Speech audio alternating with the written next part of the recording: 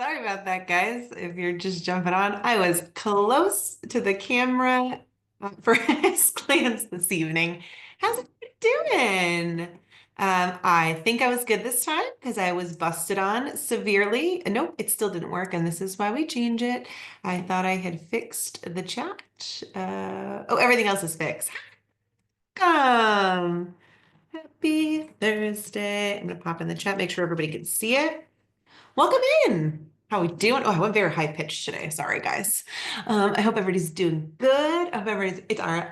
So let's be real. It's not the last Thursday of the year, but this is our last session of this year.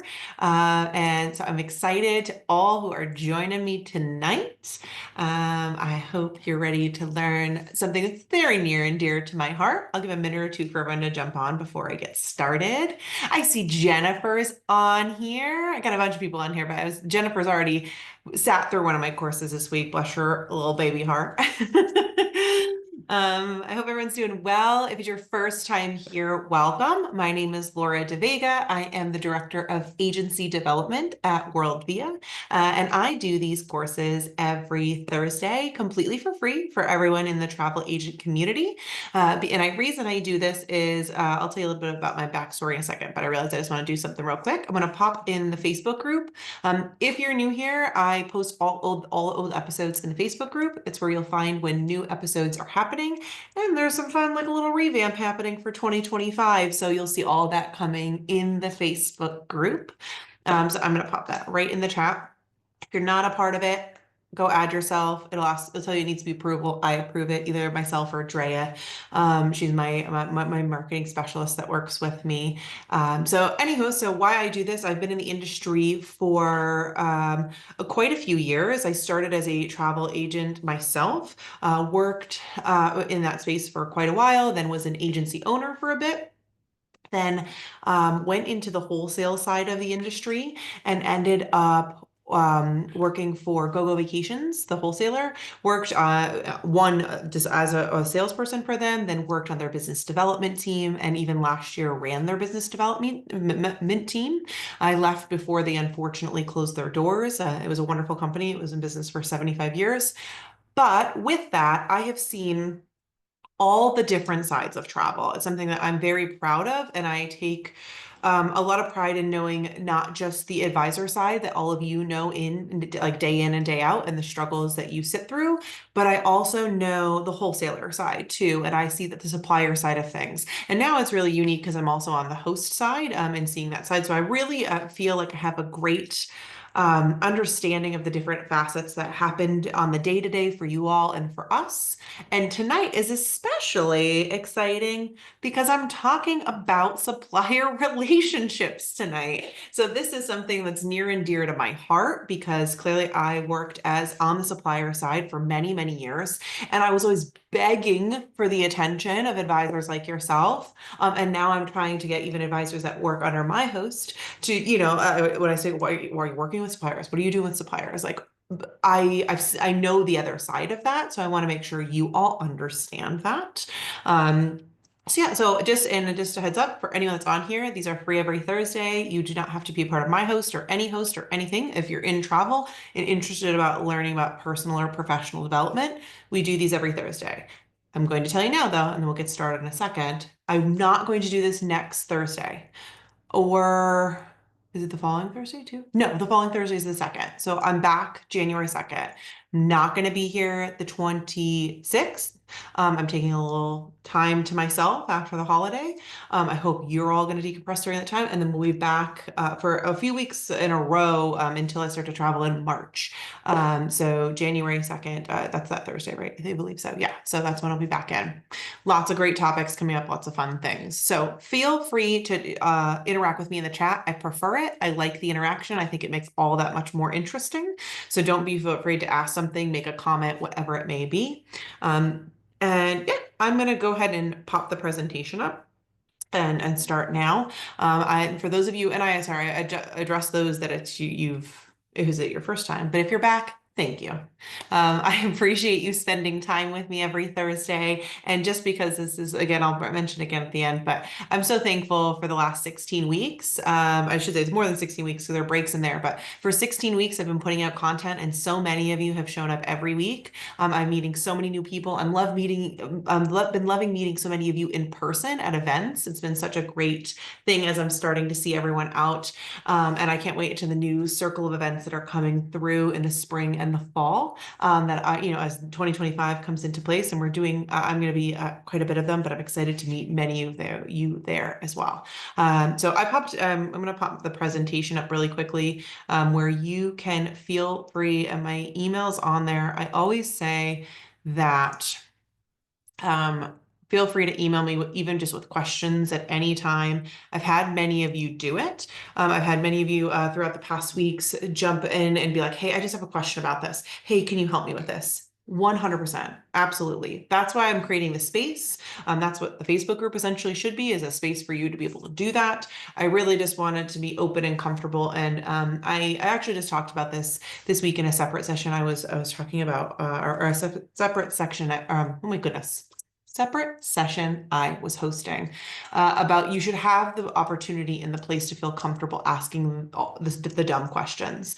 And they're not dumb, but I say that intentionally because I ask a lot of them, and I think you should feel somewhere safe and comfortable to ask any question that you feel like you should. So if I need to be that space, please feel free to ask me. And I also like to share side by side so you can see me kind of talking along. Take a little sip of water. I hope I'm already jumping in, but I hope everybody's ready for the holidays. It is just creeping up so fast, and I am not. So I think that's why I have all the energy tonight. I'm like, let me focus somewhere else. I do have for those of you, it's blurred out, my sad Christmas tree with only one string of lights. It's not my full Christmas tree, it's just a separate one. But let's get into maximizing supplier and co-op partnerships. Jennifer, you just started shopping today. Thank you. We're on the same page. This is really important to me because, like I said, I was a supplier myself. I've also been an agency owner, like many of you. And I find so often, this isn't even when you're trying to scale your business, incredibly important when you are, but this is in these beginning stages when you're just trying to gain your footing. This is when you are gaining that footing and you want that step forward. This is for when you are super successful, but you want to just blow everybody else out of the water. This is for any stage of the business that you're in. You should always be taking a minute to evaluate your supplier relationships. Are you utilizing them correctly? Are you utilizing co-op the way you could be? There's so many really wonderful things that a supplier and a great supplier relationship can do for you and for your business. And if you aren't taking the time to establish those relationships and figure out who would be the best partner for you, you're really missing out. So, like I said, when I worked for GoGo, I was always saying to advisor, please, what do you need me to do? What can I help you with? And so often people wouldn't utilize us. They would not. And we had a great team, but they would just say, oh yeah, I'll call you whenever. Oh, and we would be sitting, waiting on, sitting on our hands going, okay, I don't know. She said she wanted help, but I haven't heard from her. And that was, I think, a little bit post-pandemic, but even pre-pandemic was a little different, where I was a little hungrier back then when I was in a different position, where I was just saying, hey, I'm showing up, I'm doing these things, and I'll talk through that in a bit. But I think it's important to kind of, as I'm talking about some things this evening, think about the suppliers you currently use and which ones you think you want a better relationship with, right? What are ones that come top to mind and you're like, God, I need to know them better. I want to be an expert in that. And I need to get a better understanding of who I'm working with there and what product they have. And am I selling their product correctly? All those things. Do they have co-op that I don't know about? Do they have opportunities I don't know about? So just think of a supplier, keep it in your brain as I'm talking through who you might be able to grow your relationship with and kind of build on. So let's get into it. Oop, not clicking. There we go. So I went with the whole winter theme, guys. I don't usually do a ton of themes. I did it for Halloween, but I thought this is the last one. We'll do some snowflakes. And so it's like the little cute coffee mug photo there. I'm like, oh, look at fun. Cheers. But why strategic partnerships matter? Right. So I want to read up the sentence, and you guys know I'll talk separately from that. But partnerships are more than just transactions. They are essential to long-term growth. I do feel that many advisors treat their relationship with their supplier partners as transactional. It's just, I book from them. Oh, something bad happened. I'm calling them. That they didn't respond quick enough when I called that one time when something bad happened. It's just, I give them my money. I should say, I give them my clients' money. They help if I need them. We move on with our day. And without a doubt, you can operate like that if that's what you want, if that's what makes sense to you. Again, I'm not in the position to tell you what is the proper way for you to operate your business. But at the same time, they can be so much more than a transaction. One big things they can do is they can increase your profitability in a way that you don't even realize. And depending on the supplier, again, I don't want to speak for all as a whole, but they have some capabilities and some autonomy with their own business of things they're allowed to assist you with, things they're allowed to offer to your clients, promotions and things that you may not even be able to, like, knew that were an option. So having that wider berth of like what you could offer, but by knowing that about the different suppliers is going to increase your profitability just like that. Also, getting to know where commission drivers are within certain businesses is how you can increase profitability. A great example, certain suppliers will offer like different st- uh, components of a booking at a higher commission at certain times a month. If you don't have a relationship with them, if you don't know what's going on with them to know they're offering those things, you're just leaving dollars on the table if you're booking it somewhere else. And I get it. We all get stuck in habits. And sometimes you're like, oh, but I want to book it here because I know how to use this system. And okay, you can do that, but at the same time, by taking just a little step out and seeing who might be the better options and to make sure you're not leaving money on the table is so important. Now, I also just want to stress that if you have used them and you haven't had a good relationship with them, you struggle with them. I'm not telling you to go back if that doesn't make sense, but I'm saying just making sure you're evaluating your options, making sure you know what's available to you is very important.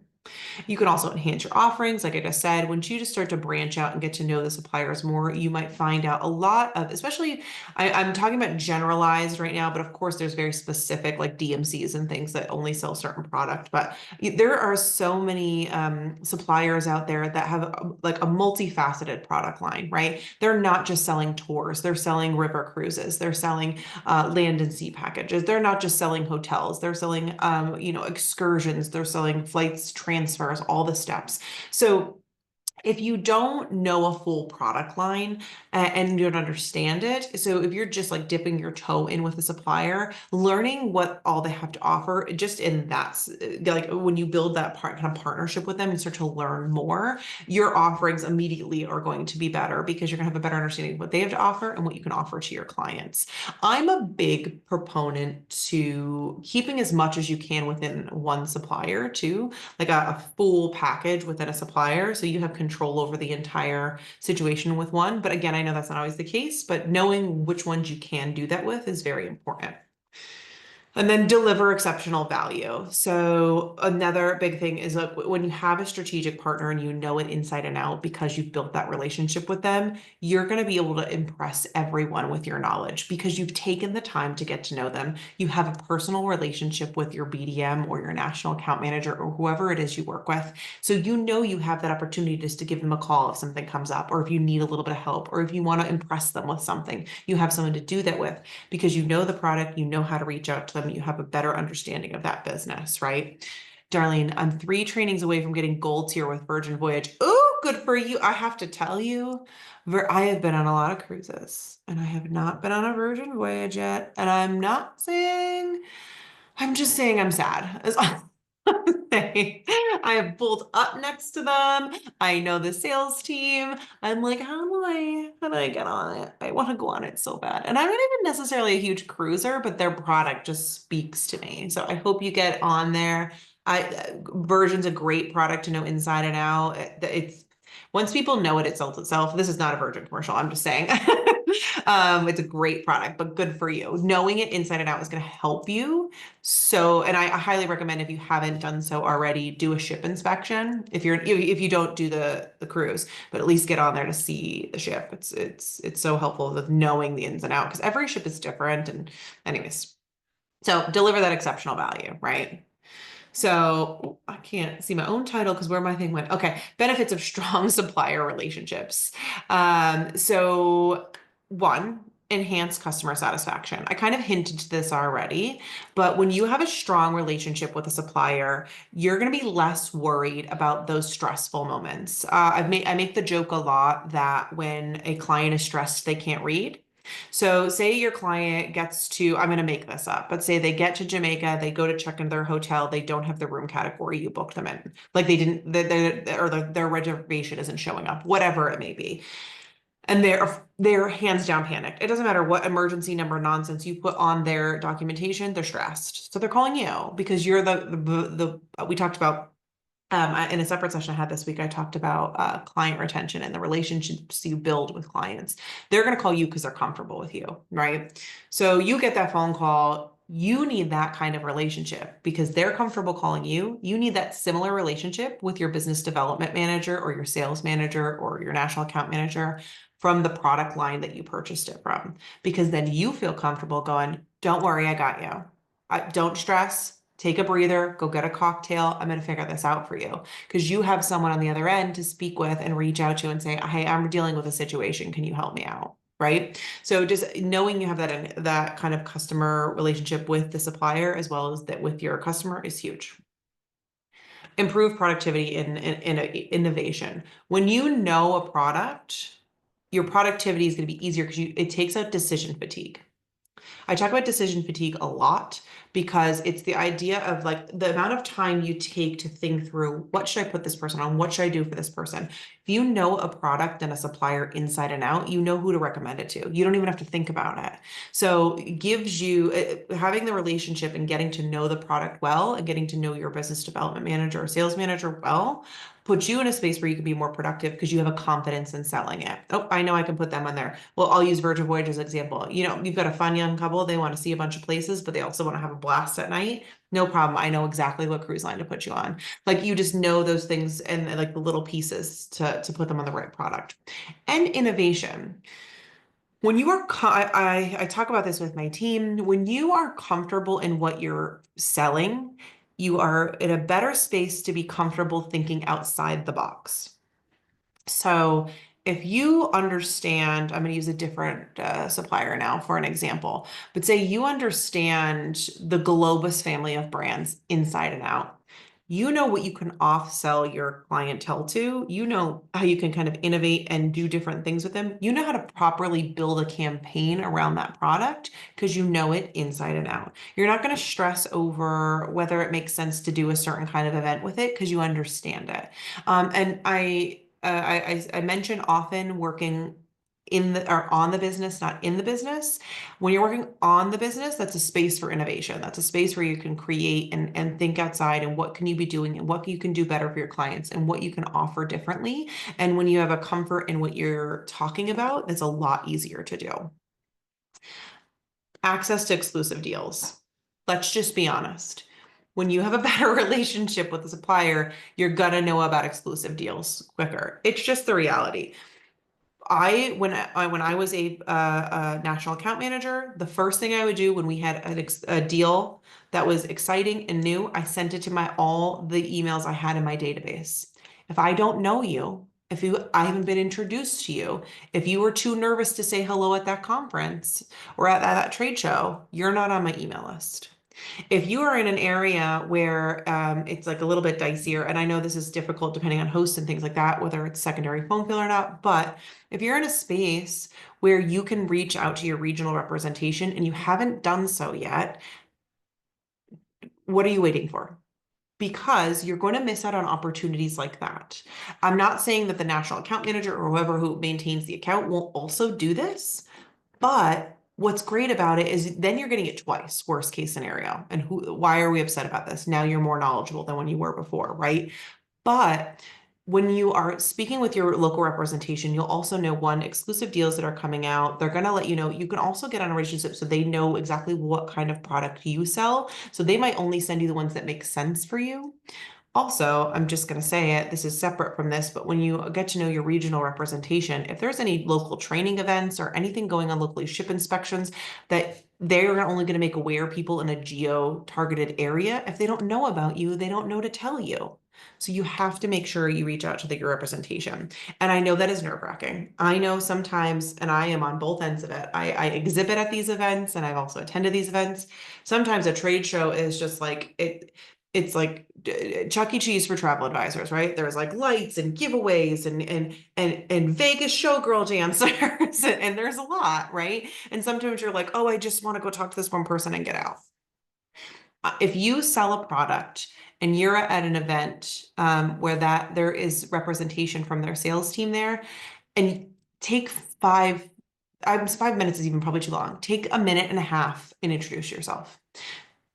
And I'm going to follow up with this, and this will probably come up again later because I believe I made a slide for it. Introduce yourself, get their business card, send a follow-up email. Because as much as you wanted to meet 3 people, they're probably going to meet 500 people. And doing that quick follow-up, either they're going to take your card and they're going to make a note, it gets chaotic. You taking a minute to send that message, I can tell you, I appreciated that to no end as a supplier. And I never forgot that person. So just some food for thought, like to things to take away. When I got that email, I'm like, ooh, hello, thank you. And then I would remember them. I remember our interaction. I remember what we talked about. It just really helps in those situations. Okay.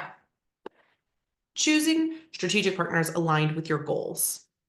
This is important, kind of to what I just said. I taught a class at our host agency's large event this year about how to properly utilize a trade show, because I do believe people go in all willy-nilly sometimes, and that's okay. And that's not just for this, but sometimes they're like, oh, I want to meet everybody. Are you selling everything? Maybe, but are you really niched into certain products? Well, then you should be meeting the product and the suppliers that match that niche, right? And so when you're picking strategic partners, when you're picking your tops in each, whether it's your top wholesaler, your top cruise line, your top river cruise line, make sure their product line makes sense with what you want to be selling, and make sure you're getting to know those people. That was one. Oh, Pam, thank you. She said that was one of the best sessions. I'm hoping I thrive in Vegas. Oh, we'll talk after.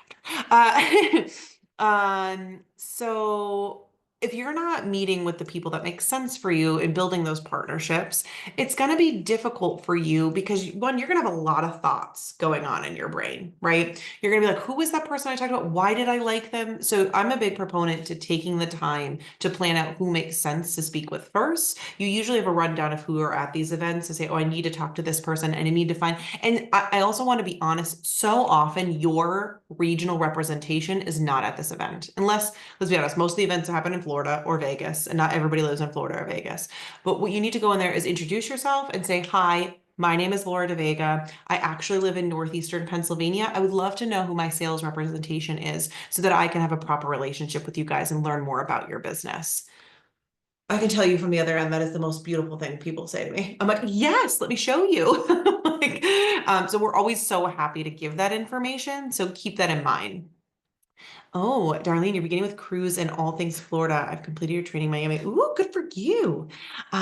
So keep that in mind when you're kind of planning out. Make sure it makes sense with your goals. If your goal for the year is to be a top river cruise supplier or a top river cruise seller, and you're only meeting ocean cruise lines at an event, what are you doing? There's nothing wrong with meeting a couple. I get it if you want the free cruise. I go wait in those lines too. But make sure you have a focus on the river cruise lines to get your broad understanding of who sells what, who does what, and then start to build those relationships with the supplier partners, right? So I'm going to get in more into the details here. So, Jennifer, I found a supplier I would like to promote, but I'm brand new and don't have much of a following. Are they usually willing to help me? Let me talk about that quickly. Have a conversation. Some of them have the capabilities of helping you start up. Some of them have capabilities of funds that they can put depending on who you work with currently to say, oh, I can give you this much to this, or they can maybe like half fund a co-op situation. We're going to talk about co-op in a bit. So just start the conversation and see what they're willing to offer. What I will tell you, especially when you're first getting started, you may not even be in the space to get into a spend mode with any of them, but knowing and building a relationship and interacting with the supplier, I can tell you from my end, when I was one, I was more willing to help the people that I knew and understood when I had a basis of where their business was and where they wanted their business to go. I hope that makes sense. So, how to figure this out, you want to clarify your needs. Define your niche. I know this is scary for people. I know sometimes people don't want to do it. It's incredibly important for building your business. Even if you're going to sell outside of it, which I'm a big proponent to if you want to keep clientele, but understand what your niche is. I know for the years I was a travel advisor and ran my business, my bread and butter was Caribbean and Mexico. Now, did my agency sell everything? Yes, because my partner sold every other part of the country or the world. So I sold other things. I was comfortable with Hawaii. I sold basic Europe. I sold cruises, of course, river cruises, things that were easy, a Globus product because it was easy for me to understand. But anything that was a little bit more niche and outside my realm, she was the person that would sell that. But understanding what your niche is, it makes it very simple. I sold a lot of Disney too.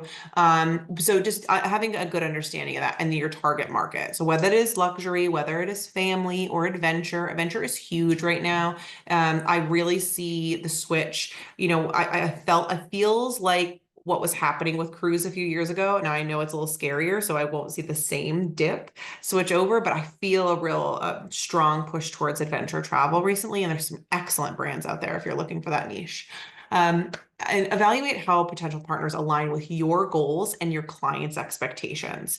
Because I'm going to use some prime examples here. And I am obsessed with this product. So please don't take this as a negative.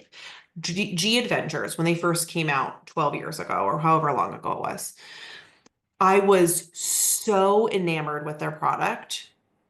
My clients would not take a G Adventures tour. So I could have spent all my investment being like, look at G Adventures, look at this tour, look at this. You're going to sleep in a hostel in Europe. You're going to sleep in a tent in the African safari. You can go to Dracula's what I'll be honest, and I'm going to plug them really quickly. They used to have a tour that you like actually stayed in the villas in a home, in a winery in Italy. And it was a dream sequence to me. I was obsessed with their product line. My clientele like a comfort trip. Now they've since switched their product line and they have those options, but in the beginning it just didn't make sense. So if I was out there being like, I'm only selling this, I only want to partner with this, that wouldn't have made sense for where my money was coming from. And it's always important to know what your profit drivers are.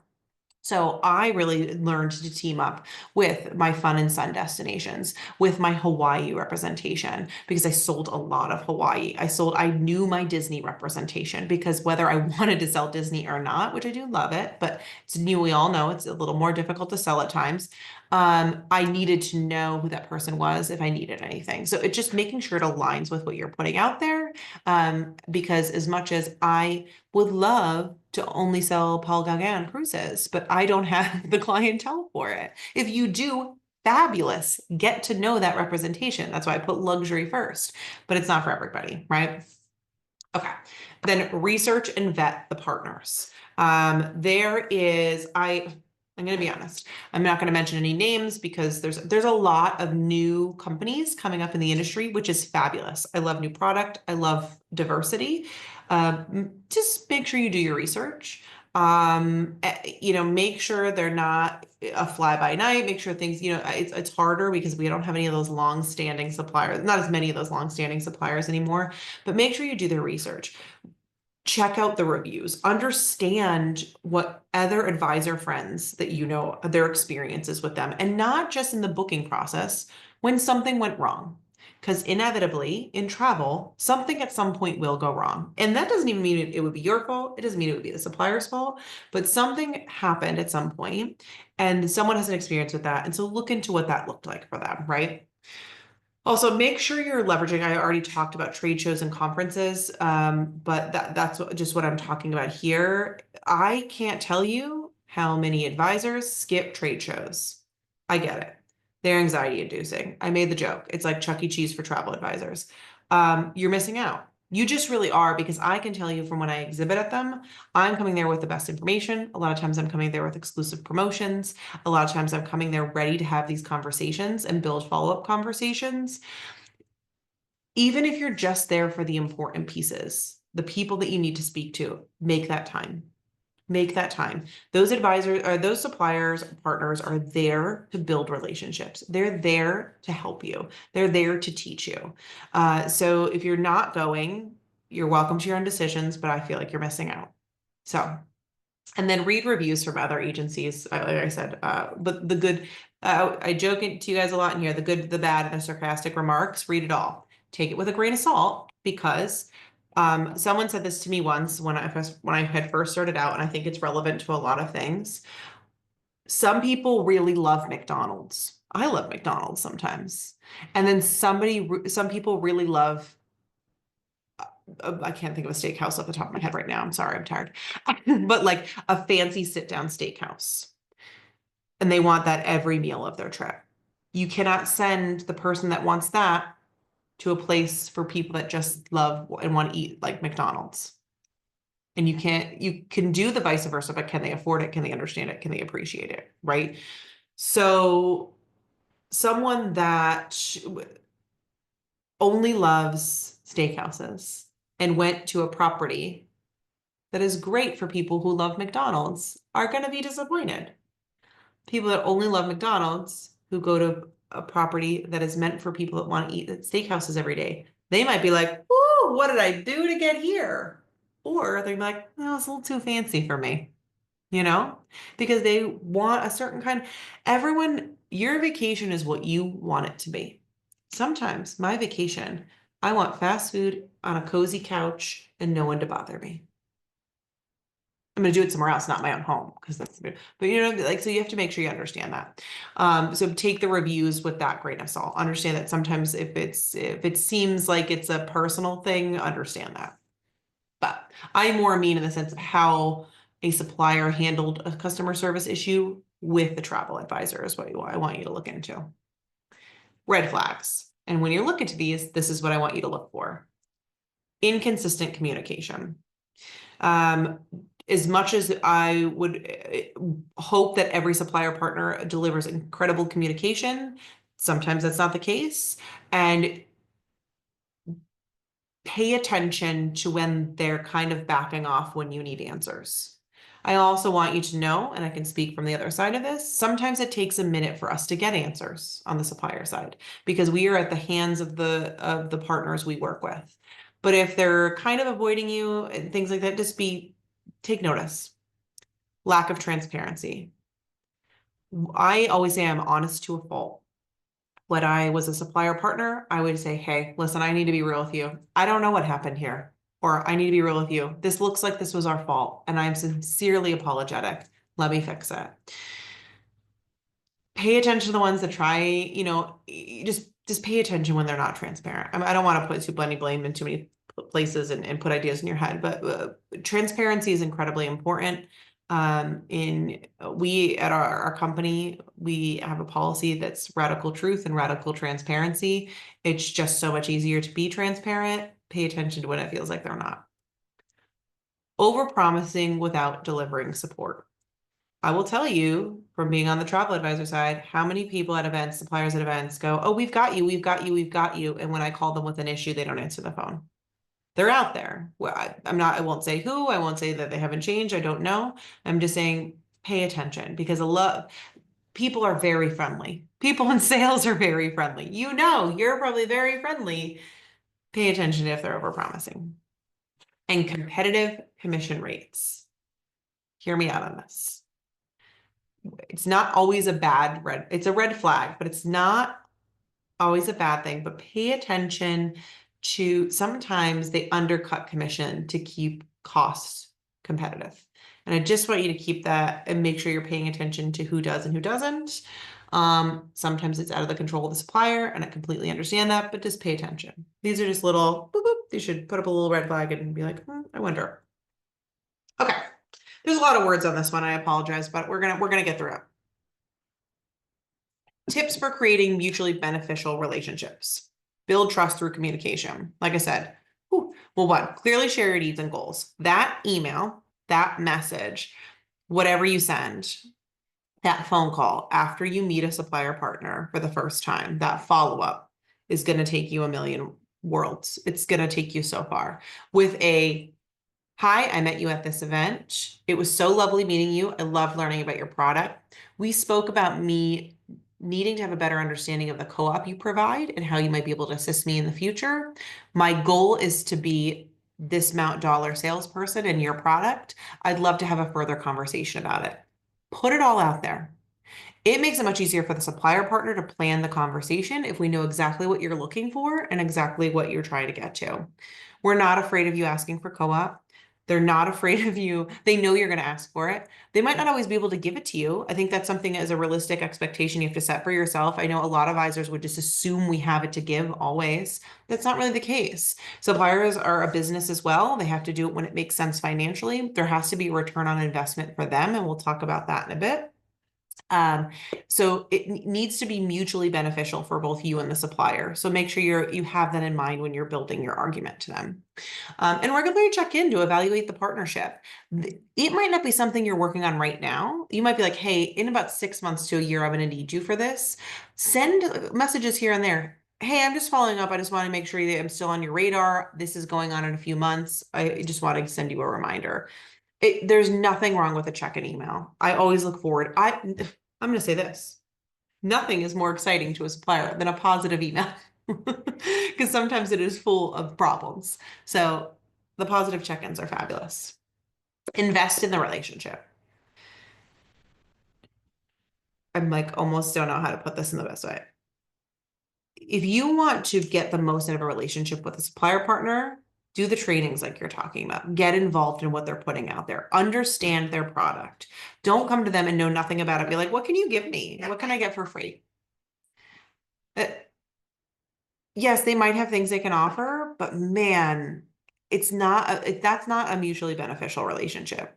That's you just hoping for the best. Go in, understand their product, get to know it. Share client success stories so you're showcasing their value. Let them see how you value and that like their product and the return on investment they're going to get from investing in you. That's so important. When they know you're like a partner, like a real partner with them, they're going to want to help you. And negotiation win-win deals. My goodness. Negotiate win-win deals. This is again what I'm talking about. Mutually beneficial relationship. Collaborate on co-op marketing. Request exclusive client perks. Now, this might be something as simple as like a gift in the room, an onboard credit. It might be simple, it might be big, but just knowing what's available. Matthew, can you give an example of a good co-op that you've experienced? So I want to be clear that co-op varies on the supplier on what they're able to provide, right? Things that I've had in the past, I've had co-op on marketing collateral when I've wanted to advertise in a space that had a hard dollar amount on it. I've reached out to a partner that I booked quite a bit with and said, hey, the advertisement will be just your product. Would you be willing to go in half with me? And that has gone very well for me. I've also, when I've done events, like when I'm being the exhibitor at a sort of trade show, whether it be a travel show or a bridal show or things like that, I've only showcased a certain supplier's product, and then I've gotten that co-op in that space. I've also seen just other examples. People that are like, say, big destination wedding sellers have gotten co-op for redoing their website so it's all focused on a certain product. Now, you'll notice a trend that I said on all these things. You have to be promoting the product they're offering. You can't just go, can I get money? I'm going to redo my website and there's no reason for them to invest in it. That's not beneficial to them. Another version of co-op might be they might not have funds to give, but you can say, I am doing this event. Do you have any collateral you can give to me so I can advertise your business when I'm there? Or if they do have funds, they might just ask you to do that. That is a very common thing to do. There's a few different things that they're willing to do. I'm trying to think of some of the other ones that I would get. A lot of it was advertisement. And it could be as simple as like we would help fund Facebook advertising. We would help fund local paper advertising or like a local magazine of some sort. My goodness, I'm trying to think of some of the other things. There's a lot of event space because that's the pricier things, a lot of marketing dollars like in real space. I'm trying to think of anything else. If I think more of that talk, I'll mention them. I won't lie that the game has changed in the way that people use co-op dollars. Oh, another example is branding for like luggage tags or little bags that they give out with documentation. I've seen a co-branded bag with a supplier. That's something that's been done before. So different things. Okay, so maximizing co-op and supplier relationships, partnerships. Darlene, I do most of my advertising on Facebook, Instagram, LinkedIn, Pinterest. Oh, great. And you should, especially, this is a little off topic. Facebook and Instagram, if you aren't doing advertising on there, Meta Business Suite is free. And it lets you schedule out your social posts, and that is a lifesaver in and of itself. So, highly recommend using those spaces. It's very easy to use once you get in there and use it, and the calendar in and of itself is worth it. So co-op marketing initiatives, so again, we're kind of talking about some co-op ideas, right? So what are these are, if you don't know co-op and I've just been saying it and you're new to the industry, I apologize. So co-op is supplier provided funds. Again, generally they'll want a return on investment. So they'll want you to advertise their company, hand out their supplies, hand out their brochures. They'll want also to see that you're selling their product at the event. There might be, like you book this many trips with us in the future kind of thing. I don't know. I don't want to speak to what other ones do, but they can do different things. But they will provide funds a lot of times, not always, a lot of times they'll do half. So you present them the invoice and say, hey, this costs about this much. Will you go in half with me? And they're willing to do that. Some will do all. It really depends on the supplier we're working with and the available funds to them and their business. And also what's important to know is sometimes, and this is out of this, I need this to be clear, it's out of the BDM's control more often than not. It depends on what you've already put into the business. So I know Jennifer, I think it was Jennifer, someone asked earlier, oh, I'm just starting. How do I know they're going to want to work with me? It's harder to give out funds because they also have to prove an ROI, right? So in the beginning to show like, oh, they've done this much in sales with us.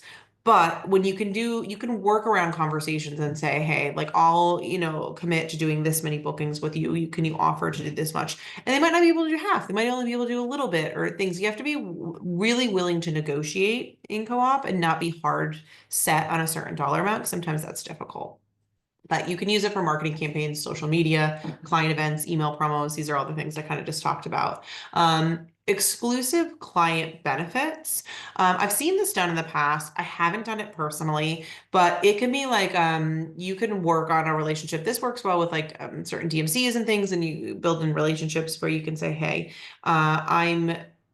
if I bring so many groups here, can you guarantee they get this amenity in their room, whether it's like a $50 spa credit, something like that. I'm making that up per se, but they'll do specific benefits for your clients if you've built a relationship with them. Offer VIP experiences, upgrades, amenities. It's something that you can say, hey, when you have a good relationship with a partner, you can say, hey, I'm bringing this many bookings into your property. Can you guarantee so many upgrades for them? Can you do this? And these are all built, these kind of asks are easier to ask and are built with conversations being had. And they can't always be promised. I want to be clear. I'm saying to ask for them. I'm saying to negotiate. I'm just saying have the conversations. There's no guarantee, but they can definitely do a lot of different things that could be really helpful. Highlight these benefits in your value prop. If you have a fabulous relationship with a supplier partner and you're not talking about it, again, I feel like I said this 4 times and I never am like this. What are you doing? Talk about it. Make sure to say, I have this exclusive relationship with Alma Waterways. I have this exclusive relationship with Virgin Voyages. I'm able to offer this for you, do this for you. Whatever it may be, make sure you're talking about the perks you get. And whether that's perks you've built on the relationship you have personally with your supplier partner, or if you're part of a host or a consortium that offers perks that you get for being a part of it, talk about those things. Make sure people know what you can offer to them. I can't tell you how many people, sometimes people like to hide it. So it's like, oh, the little surprise on the end. That's great. But when you're trying to build business, make sure you're talking about what's important and talking about what they're going to get from it. Cross-promotional opportunities. So this is like promoting their businesses, promoting yours kind of is in a sense, or this is also can be like getting involved with different partners around your business regionally. So this like might be bringing in sandals to get involved with a bridal chateau to promote your trips. You know what I mean? Like there could be some mixed, if you're doing like an event, it's like thinking outside the box here, but that's what cross promotional opportunities are. And collaborate on webinars, giveaways, or joint content for new audiences. So when you're first starting out and you're looking to reach a broader audience or looking to get out what you sell, but you don't have the funds because you haven't booked yet, Yeah, this is a great way to collaborate with supplier partners because it really costs no dollars for them to collaborate with you on a webinar. They might, now I'm not speaking for all, some might have a cost from it. I don't want to lie to you, but most won't. You can say, hey, can you jump on this webinar for my clients? I'm doing a webinar to talk about Italy. I'm doing a webinar to talk about Virgin Voyages. Can you jump on this webinar with me? Talk about it. Hey, can you throw me some collateral to put a giveaway basket together for an event I'm going to? Most people have that stuff they can send. So it's minimal cost, minimal, so they don't, the return on investment doesn't have to be there, and they can help you in your process of like broadening your reach. Or joint content. So this is more when a supplier partner you might ask them to host a webinar themselves, and you're just there and it's promoting your business. Again, it's less of a lift, so it's easier for them to commit to. Not all can, but it's definitely some that many can. So reach out and see if they're available to do that. And then just build visibility for your business. So they're going to help you do that. Depending on what you're selling, you really, again, it all stems down to having the right conversations. When you are meeting representation at a trade show or a conference, say, or even if you just go to a webinar and you meet a rep, they usually put their emails up like I did. Send an email after and say, hey, I see you're selling this product. I'd love to partner with you. I'd love to speak more about your product. Can you tell me more about it? Start having conversations with them, because that is what builds the relationship for them to be more willing to help you in these situations. Okay. Value of strategic partnerships. Strategic partnerships are not just about immediate gains. That's important to know. Just because you build a relationship with a supplier partner doesn't mean you're going to be a millionaire tomorrow. You have to be willing to like have a plan to foster growth. You have to have a plan with them to book more with them, to bring more retention to them. Again, return on investment. You have to make sure what you're doing is going to be beneficial to them and you. And also, you just can create some unforgettable experiences when you have a relationship with them. You have the opportunity to sometimes have special little gifts that other ones couldn't do, or they're going to go above and beyond when something happens with your clients. Because sometimes it's the bad experiences that are unforgettable, but for all the right reasons. Like, hey, I really struggled here, but they jumped in and handled it. That is something that's really something you cannot forget with supplier partners. And mutually beneficial relationships. This is just, I want to put this in here so it's comes across the way I wanted to, but mutually beneficial relationships are built on trust, shared goals, and active collaboration. So I just want to break that down. So one, you have to trust them. You have to trust their product. You have to, so again, like going in reviews, you have to trust the sales individual you're working with. I know some really great companies that have some really rough sales reps, and that doesn't make me feel comfortable selling their product. You have to trust them. They also have to trust you. They have to trust that you're going to sell their product with knowledge. So you need to be training yourself to understand it better. They have to trust that you're not going to undercut them or do anything that's going to feel like shady to them and their business. So you have to be a trustworthy partner. Shared goals. I told you that email where someone says to me, this is what I want to do with you in your business is a golden ticket. And that takes a minute for you understanding what your goals are. We've talked about goals on past sessions. I'd be happy to talk about with any of you individually. Goal setting is the key to get anywhere, and at least I should say, goal setting is the key to growing and scaling your business. If you haven't set goals yet for 2025, you are so lucky because you still have 2 weeks. Set a goal, even if it's not a big one. Set something. Put something in motion, because when you have something you're working towards, you're more than likely to hit it. And now I'm getting a mini goal session here, but set a goal, write it down. I think the statistic, and I don't remember how anybody's on from the goal class because it was weeks ago, but I think it's 42%. You're 42% more likely to hit a goal when you write it down. I write down my goals, and I am not exaggerating. I've showed many people on past sessions. I write down my goals every single day. Yes, I'm a nerd. Yes, I probably have too much time in my mornings. I really don't. I have 2 small children, but I do it every day and I hit my goals. And is it because I write them down? Maybe, I don't know, maybe not, but it's because they're in my face every single day. And I go, okay, I need to do this to get towards that. I need to be working on this to get towards that. I have a whole goal session. I'm going to do goals again in 2025 and early 2025. But if you want to go back and watch it, I talk about breaking down goals and how to get there and why it's so important. But having your goal set and then sharing it with a supplier partner that you want to build a relationship with is crucial. An act of collaboration. Do not just reach out to these partners and expect them to do all the work. Be willing to put in the work yourself. So if you're planning an event, you want to do an Italy event, you have to find the venue, you have to get the clientele there. The supplier partner might be able to show up, they might not. They might be able to send collateral, they might not. They might be able to give an offer, they might not.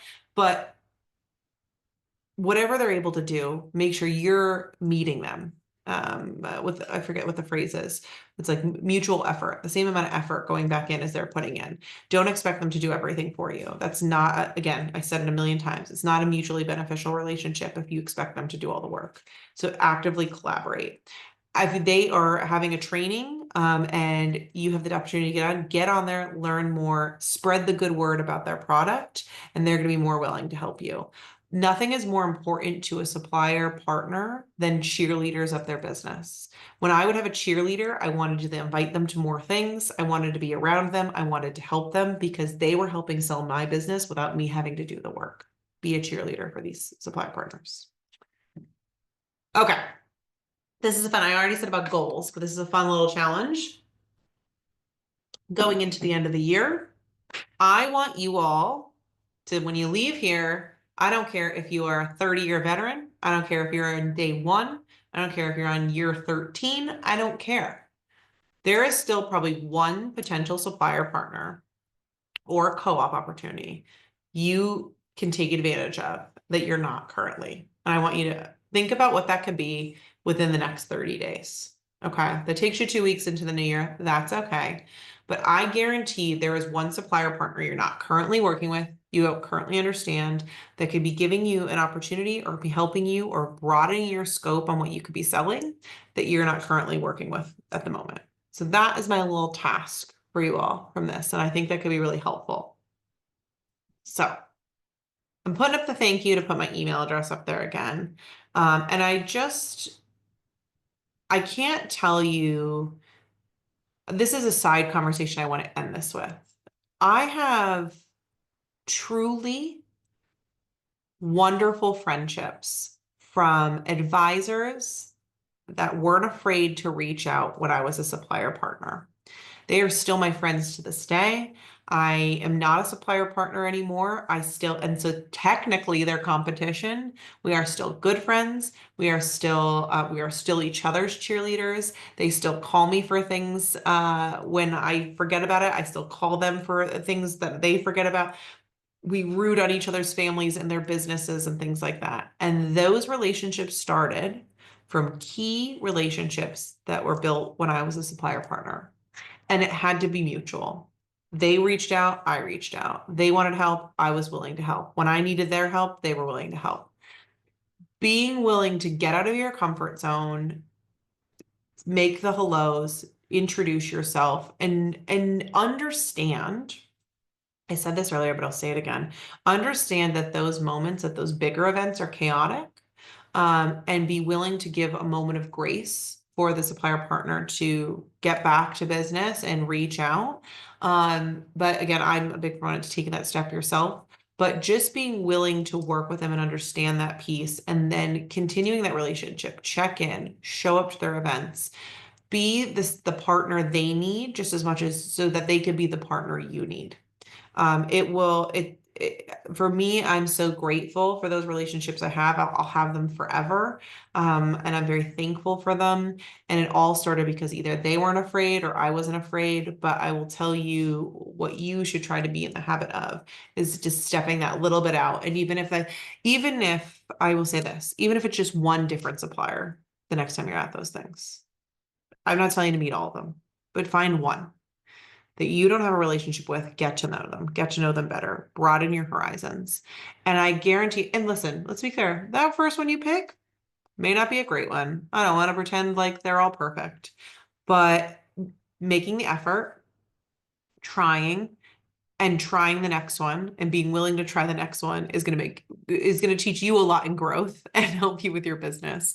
But there, that first one could be excellent, and you could have missed the opportunity if you didn't say hello.